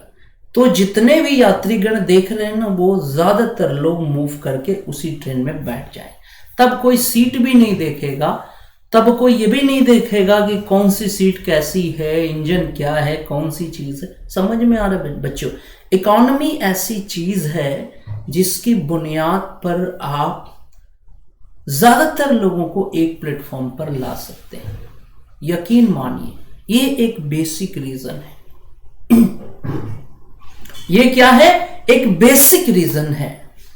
जैसे अगर मैं आपसे कहूं कि मान लीजिए ऑनलाइन पेमेंट का सिस्टम आपको पता होगा। ऑनलाइन पेमेंट का सिस्टम क्या होता है? जीपे है, तो पेटीएम है, तो भीम है, तरह तरह के ऐप लॉन्च हो गए। उसमें एक और ऐप लॉन्च हुआ है, उसके बारे में तो कुछ समय तक हम लोग जानते भी नहीं थे, क्योंकि आपको पता होगा कि अमेज़ॉन जो है वो सामान मंगाने वाला एक ऐप है, ये आप जानते हैं ना। लेकिन क्या आपको पता है कि अमेज़ॉन जो है वो बैंकिंग भी कर रहा है? ये किसी को नहीं पता था। लेकिन अब भाई जहां पर जीपे, पेटीएम, भीम जैसे ऐप हों, वहां पर अमेज़ॉन जैसा ऐप क्या करेगा? उसका काम दूसरा था। लेकिन अमेज़ॉन वालों ने वहां पर थोड़ी समझदारी दिखाई। उन्होंने क्या किया? लोगों को ज्यादा कैशबैक देना शुरू कर दिया। मतलब 1 रुपए आपने किसी को ट्रांसफर किया और कैशबैक कितना आया आपके अकाउंट में? 100 रुपए। भाई अगली बार आपके कान खड़े हो जाएंगे और आप सोचेंगे कि भैया हर पेमेंट हमारा अमेज़ॉन से होगा। कहने का मतलब यह है कि धीरे धीरे आग की तरह यह बात फैल जाएगी कि भाई अगर आपको कैशबैक पाना है तो आप अमेज़ॉन से पैसा ट्रांसफर करिए। मजा आ गया। कुछ ही दिनों में अमेज़ॉन जीपे से ऊपर चला गया। अब हर आदमी पेमेंट किससे करना चाहता है? अमेज़ॉन से। तो कहने का मतलब यह है बच्चों कि जो वहां के प्रबुद्ध वर्ग के लोग थे, जो इटली का एकीकरण चाहते थे, उनको समझ में नहीं आ रहा था कि लोगों को मोटिवेट कैसे किया जाए। सबसे पहली चीज होती है मोटिवेशन। सबसे प्राइम चीज क्या होती है? मोटिवेशन। तो कैसे लोगों को मोटिवेट किया जाए, कैसे एक प्लेटफॉर्म पे लाया जाए कि इटली के एकीकरण की जो प्रक्रिया है वो शुरू हो जाए? तो प्रबुद्ध वर्ग के लोगों ने ये कयास लगाया। प्रबुद्ध वर्ग के लोगों ने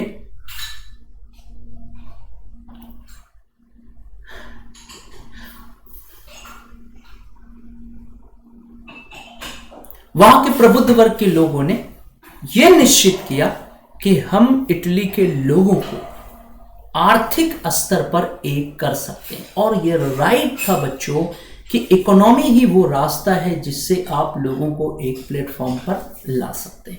उन्होंने इटली के लोगों से कहना शुरू किया कि इटली वालों, ये जो गरीबी, जो भुखमरी, ये बात सच्चाई है कि इटली की 80% जनता थी वो कृषि में लगी हुई थी, वो एग्रीकल्चर में इन्वॉल्व थी।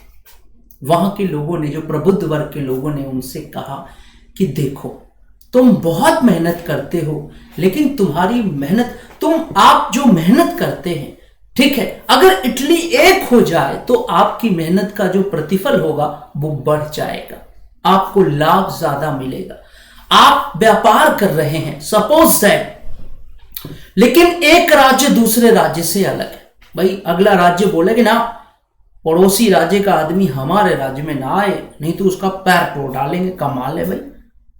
लोगों ने समझाया कि भाई पड़ोसी राज्य से अगर लिंकअप हो जाए, अगर हमारी जो है यातायात की सीमा, यानी अगर पड़ोसी राज्य, आसपास के राज्य आपस में लिंक हो जाएं, अपने रास्ते दूसरे राज्यों के लिए खोल दें, तो उनके व्यापार में बढ़ोतरी हो जाएगी। और ऐसा ही हुआ भाई। जाहिर सी बात है, देखिए कौन आदमी नहीं है जो बेनिफिट नहीं चाहता।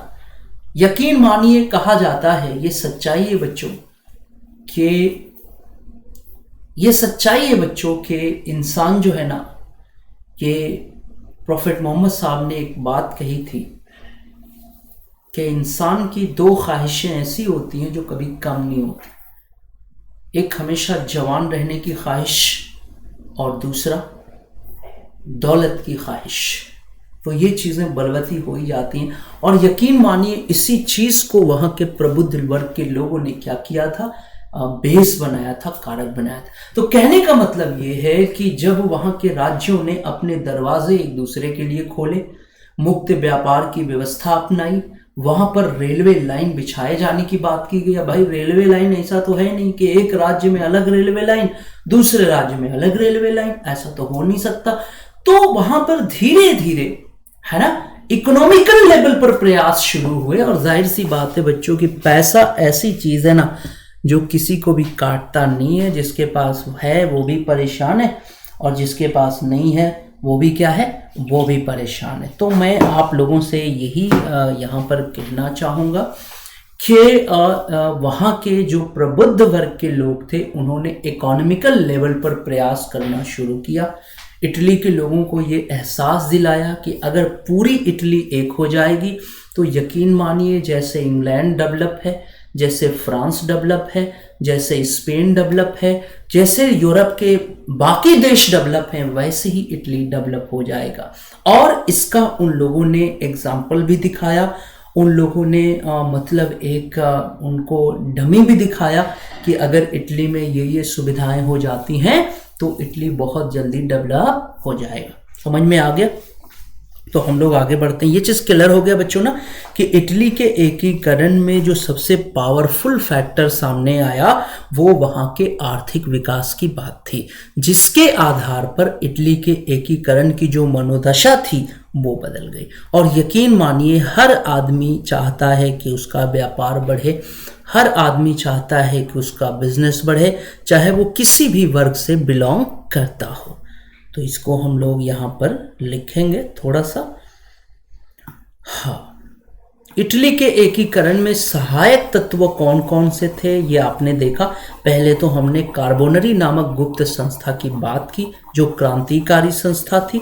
दूसरा जो फैक्टर था बच्चों, इटली का आर्थिक एकीकरण। ये ऐसा फैक्टर था जिसको कोई भी आदमी डिनाई नहीं कर पाया। इटली के लोगों को जोड़ने में सबसे कारगर जो उपाय था वो था वहां का इकोनॉमिकल फैक्टर।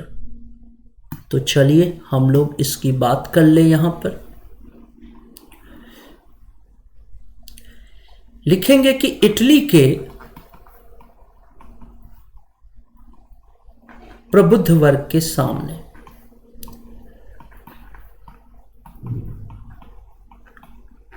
प्रबुद्ध वर्ग माने बुद्धिमान वर्ग,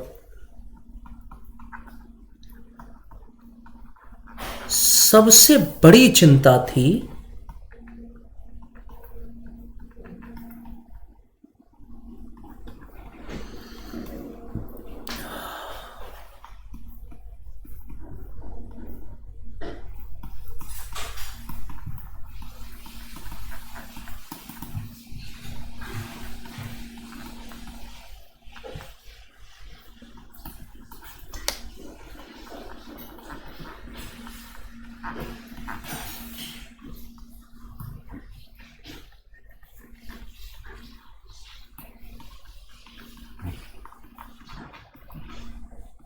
समझ में आ गया बच्चों कैसे लोगों को एकीकरण के लिए तैयार किया जाए। जल्द ही इसका भी उपाय मिल गया, क्योंकि जहां चाह है वहीं पर राह है।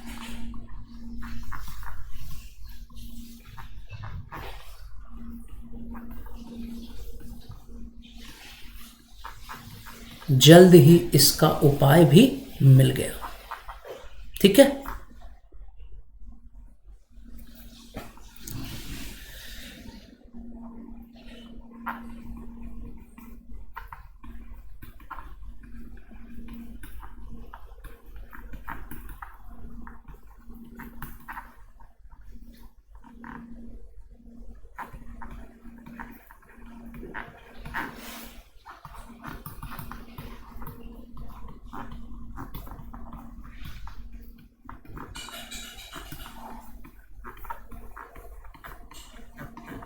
आर्थिक लाभ दिखाया गया ना, इटली के लोगों को एकीकरण में आर्थिक लाभ दिखाया गया। जैसे अगर इटली एक होगा तो सड़कें बनेंगी, रेलवे का विकास होगा, मुक्त व्यापार की शुरुआत होगी और बहुत ही तेजी से इटली का डेवलपमेंट होगा। तो जो इकोनॉमिकल फैक्टर था बच्चों, ये सबसे ज़्यादा कारगर साबित हुआ। और अब हम लोग बात करने वाले हैं कि इटली में विद्रोह की शुरुआत कैसे हुई। तो चलिए हम लोग बात करें इटली का प्रारंभिक विद्रोह। चलिए, इटली का प्रारंभिक विद्रोह। अब हम लोग इस मुकाम पर आ गए हैं कि हम लोग यहाँ पर बात करेंगे कि इटली में शुरुआत कैसे हुई, है ना। कहने का मतलब ये है कि चिंगारी तो बहुत दिनों से सुलगाई जा रही थी, लेकिन आग कैसे लगी ये मायने रखता है ना। तो चलिए देखा जाए कि शुरुआत कहाँ से हुई। और अब हम लोग डालेंगे इटली के प्रारंभिक विद्रोह। ठीक है, इटली के प्रारंभिक विद्रोह।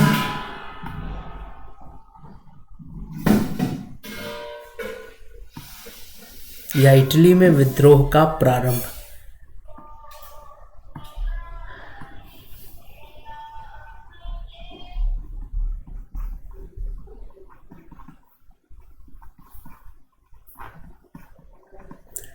इटली में विद्रोह की शुरुआत।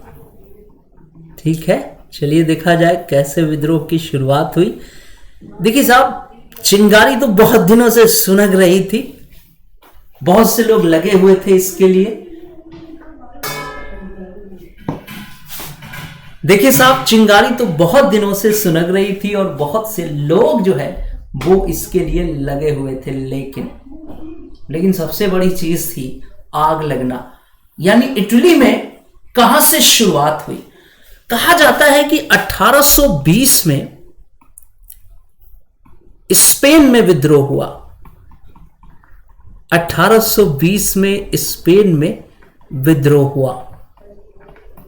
ठीक है, और इसी से प्रेरणा लेकर इटली के दो राज्यों ने अपने अपने राजाओं के खिलाफ बगावत कर दिया, जिनके नाम थे नेपल्स और पीडमांट। ठीक है ना, इसी से प्रेरणा लेकर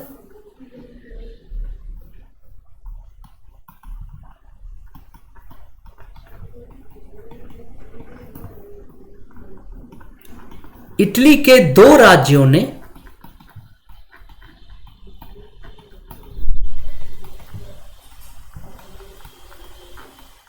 अपने अपने राजाओं के विरुद्ध विद्रोह कर दिया।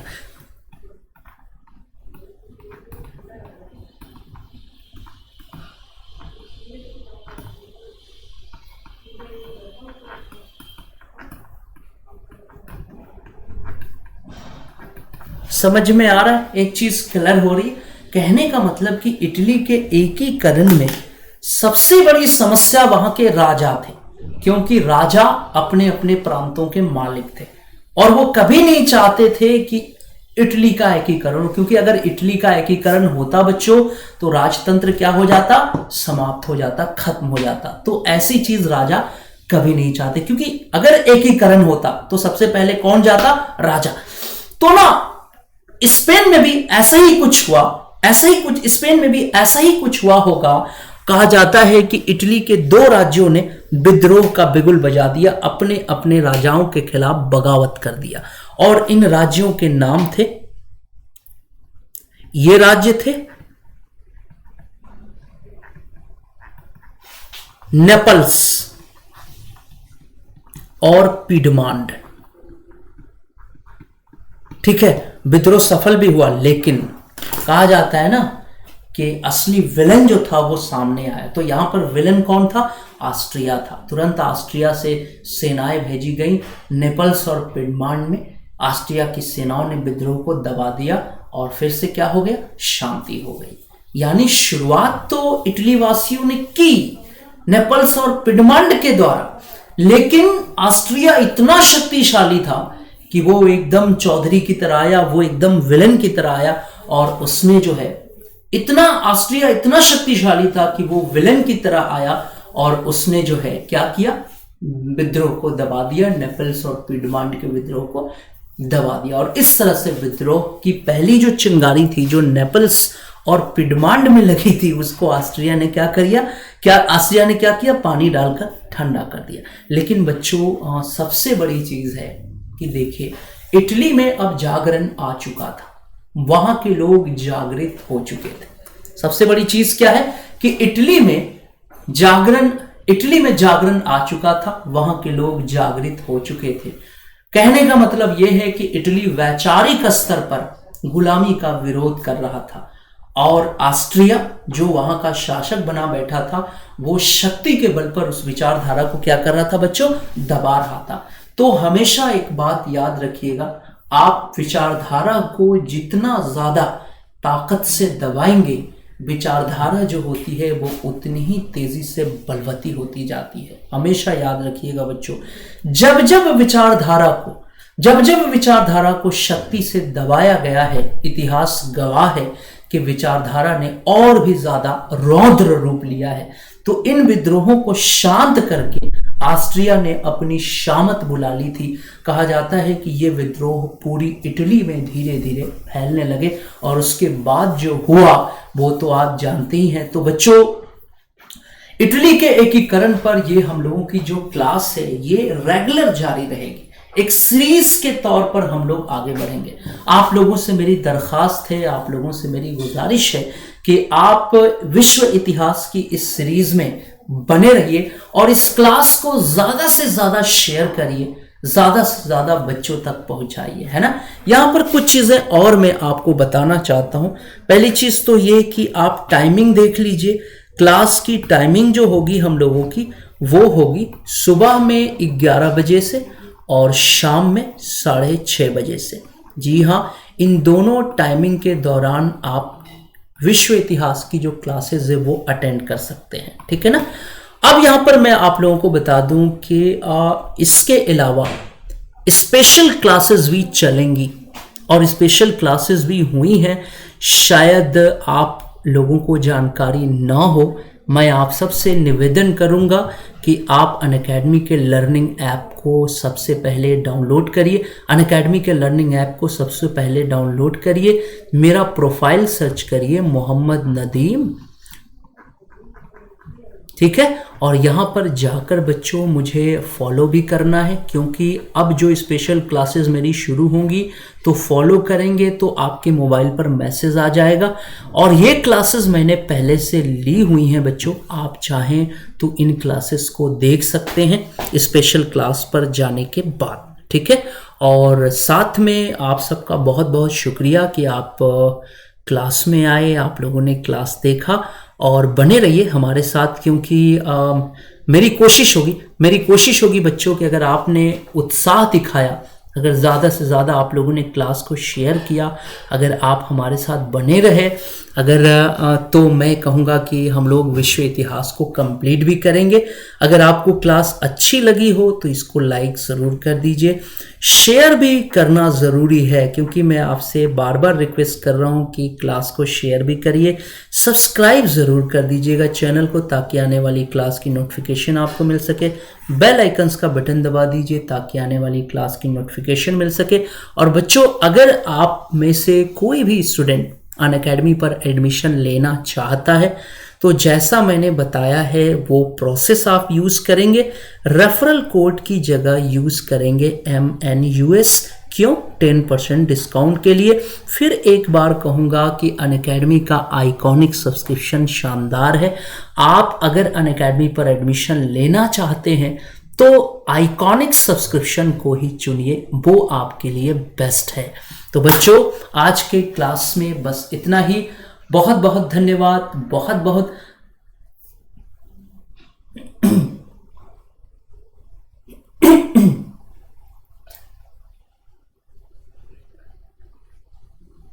बच्चों आज की क्लास में बस इतना ही। बहुत बहुत धन्यवाद, बहुत बहुत शुक्रिया। Let's crack it.